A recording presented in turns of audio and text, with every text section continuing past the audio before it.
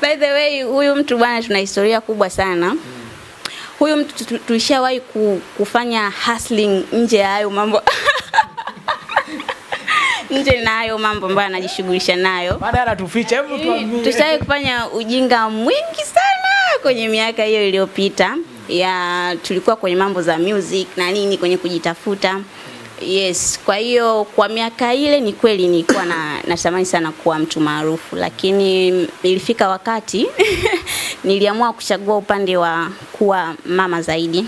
Yes, kuwa mama wa familia zaidi. Kwa hiyo hizo mambo za umaarufu namwachia Mr. Yes, hangaike nazo mwenyewe ya. Labda mtaani hapa wanakufahamu kwamba yule ni mke wa kigeregere. Yes, of course wananifahamu hivyo. Unajisikiaje labda kuwa na mtu maarufu? Najisikia vizuri sana. Najisikia vizuri. Pesa zinakuja? Pesa zinakuja kwa kiasi chake. Maana pesa ni pesa. Yes, siwezi sema ndogo, pesa ni pesa. Kwa hiyo tunamshukuru sana Allah kwa kidogo tunachokipata. Pia nazidi kumwombea Mr. Mwenyezi Mungu azidi kumfungulia zaidi. Toka umekuwa naye, ushawahi kuonana na marafiki zake wangapi? Na unaona kabisa aina ya marafiki alokuwa nao ni sahihi? Moja ya vipengele ambavyo vilituachanisha. Yes, katika hivyo vipengele pia walikuwepo na marafiki pia ambao walikuwa sio watu wazuri. Sio watu wazuri. Kwa hiyo wapo marafiki ambao ni wazuri na hata mimi nafahamiana nao na naelewana nao sana, lakini marafiki wabaya pia wapo. Tena naweza kusema wabaya ni wengi kuliko hata wazuri. Yes, kwa hiyo ni jambo la kumuomba Mwenyezi Mungu. Yes, atupe subira. Kwa tuseme kwa kifupi Kigeregere ni Muislamu, ni Mkristo, yani bado hapa kujapata. Kigeregere nilimkuta akiwa Mkristo. Yes, lakini ilipokuja mchakato wa kufunga ndoa, alichagua, siwezi kusema nilimbadilisha dini, hapana, kwa sababu yeye ndio mtoto wa kiume, ndio kiongozi wa familia. Kwa hiyo alichagua kwamba abadilishe dini, awe Muislamu ili tuweze kufunga ndoa, na nilimshukuru sana mume wangu kwa hilo. Kwa hiyo sasa hivi anafahamika kama Anwari. Yes, baada ya kusilimu. Iko sawa Kigeregere? Sahihi. Na mimi niseme sikubadilisha dini kwa sababu issue ilikuwa hivi. Unajua mimi wakati nakuwa siri ya mtoto anaijua mama. Sijui unaelewa hapo? Sasa wakati nimekuwa nimeshajitambua ndio nikaja kugundua kwamba damu yangu ni ya upande wa Uislamu, ila damu ya iliyonilea ni ya upande wa Kikristo. Kwa hiyo nikaona niifuate damu yangu. Ndio kilichopelekea mpaka leo nikaitwa Anwar. Na hata wenyewe walishangaa nilivyoniambia, niuliza kwa hiyo jina, nikamwambia Anwar. Anwar, mbona umechagua jina ambalo hatukutegemea? Nikamwambia ndio hivyo, Anwar. Kamera na mtazamaji wa Sullivan TV pamoja na Dijuma TV, ni exclusive interview ambayo tunaifanya hapa. Tuko maeneo ya Mlandizi hapa, maeneo ambapo anaishi Kigeregere Yanga. Ni shabiki na mwanachama maarufu wa klabu ya Yanga. Sio maarufu tu, ni mshabiki nguli wa klabu ya Yanga. Na hapa tunazungumza na shemeji yetu ambaye ni mke wake halali wa bana Anwar. Ulikuwa unajua Anwar ni Muislamu? Anwar ni ustaz, na Anwar hatumii pombe, hatumii sigara wala kilevi cha aina yoyote. Tunaendelea kuzungumza na shemeji hapa, anafunguka mambo mengi. Shemeji, umezungumza mambo mengi sana na ni ya muhimu. Je, labda kwa kumalizia, ni kitu gani ambacho umejifunza tangu umekuwa na Anwar, kwamba aina ya maisha ambayo umejifunza kwamba Anwar kapitia mambo mengi? Ni funzo gani ambayo umelichukua kwa vijana wa sasa ambao ni maarufu au wanatamani kuwa maarufu na wana familia zao? Kikubwa ni kubalance. Yes, unakuwa unaweka vitu unapangilia vitu vyako kwa mipaka. Unajua kwamba hii ni time ya familia, hii ni time ya kazi. Nikiwa nyumbani natakiwa kuwaje, nikiwa kwenye harakati zangu za kazi natakiwa kuwaje. Kuwapangilia pia wana familia wako kwamba familia yangu bwana, mimi nikiwa kule hivi na hivi.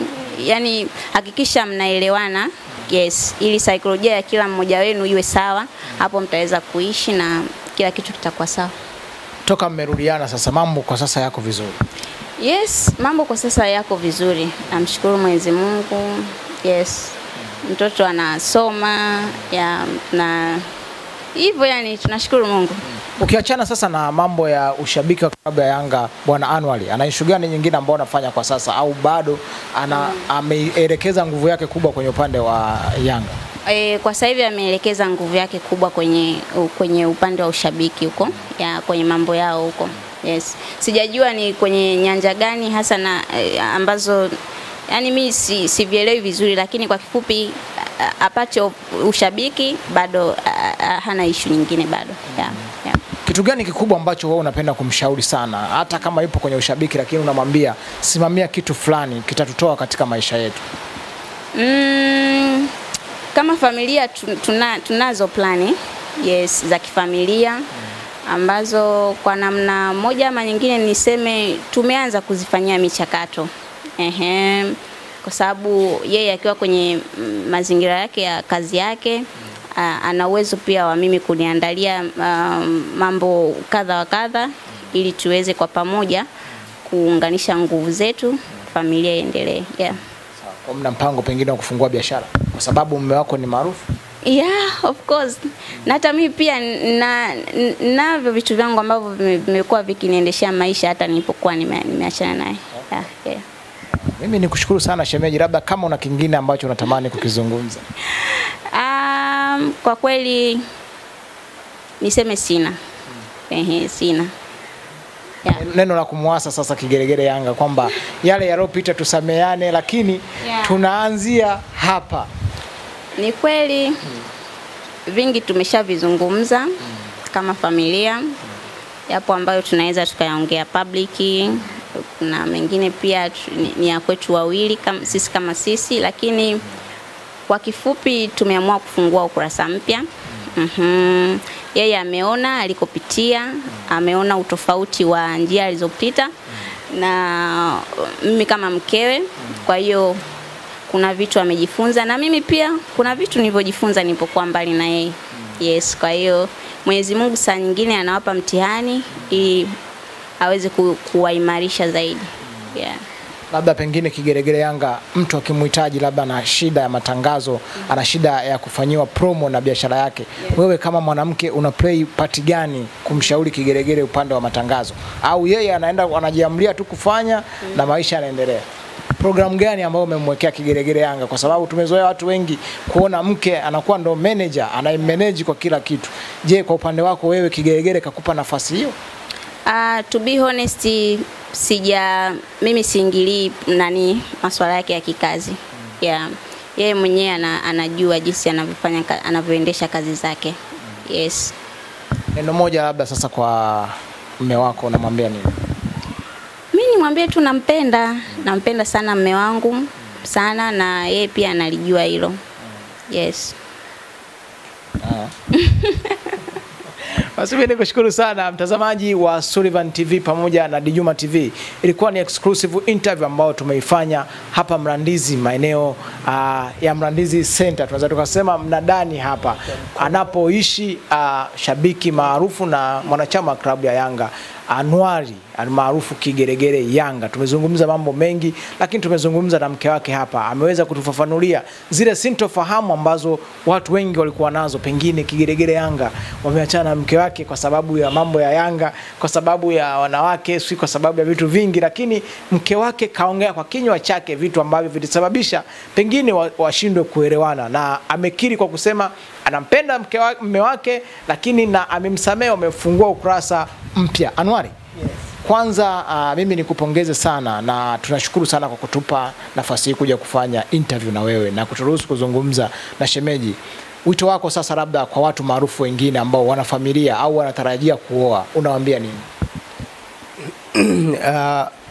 Mimi wito wangu kwa watu ambao wanahitaji kuoa au kuolewa au wenye familia pia, wale ambao wanahitaji kuoa, hususan ambao hawajaingia katika jukumu ya ndoa, niwaambie kwamba unapochukua maamuzi ya kuwa familia, inatakiwa masikio yako uyazibe, macho yako yaone kama hayaoni. Yaani macho yako yaone kama yaoni, masikio yasikie kama yasikii. Nikiwa namaanisha zuri ulione, baya usilione. Zuri ulisikie, baya usilisikie. Kwa sababu pia ni kumuomba Mungu, namshirikisha Mwenyezi Mungu kutuongoza katika watu wanaotuzunguka. Unajua watu wanaokuzunguka siku zote, naambiwa moyo wa mtu ni kichaka. So huwezi kujua mwingine anakuchekea kumbe anakuwa na ile kinkolo kwinyu kale, jinsi mnavyoishi wewe na labda mwenza wako, ndio kama haya uliosikia yametokea. Lakini uzuri kama mmesimamia wote mnamtegemea Mwenyezi Mungu, siku zote ubaya huwa haudumu. Unaona, hauwezi kudumu kwenye nguvu ya imani ya kumtegemea Mwenyezi Mungu. Basi mimi nikushukuru sana Kigeregere.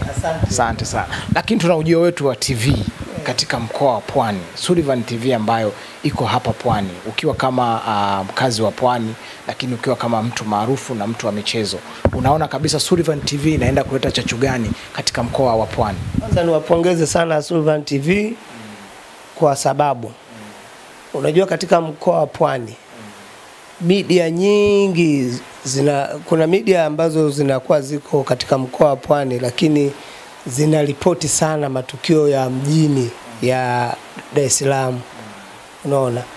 Lakini wanasahau kwamba mkoa wa Pwani una matukio mengi sana ambayo yanahitajika kuripotiwa katika jamii, unaona. Kwa mfano sasa hivi tuna tukio hilo la Mwenge, uzinduzi wa mbio za Mwenge. Hasa kama isingekuwa Sullivan TV, unafikiri tungejua vipi? Mpaka kila siku kweli, mpaka labda vyombo vya habari vya kitaifa ndio vielezee tukio la sijui mkoa fulani. Lakini Sullivan TV wamekuwa ni TV ambao ya mfano, tena mfano wa kuigwa, unaona. Kwa hiki walichoamua kujiwekeza katika kukusanya taarifa, kuhabarisha umma taarifa zina mambo yanayojiri katika mkoa wa Pwani.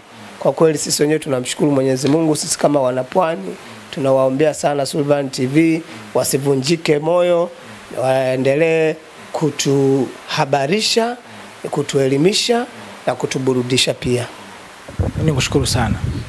Tupigie tu hapo Kigeregere chako tena. Si kwa ajili ya Mwenge, ongea anaitwa annual plan. Sasa maarufu Kigeregere yangu. Hii ya Mwenge si nikaipigia hata nchi. Basi twende tuangalie na nini.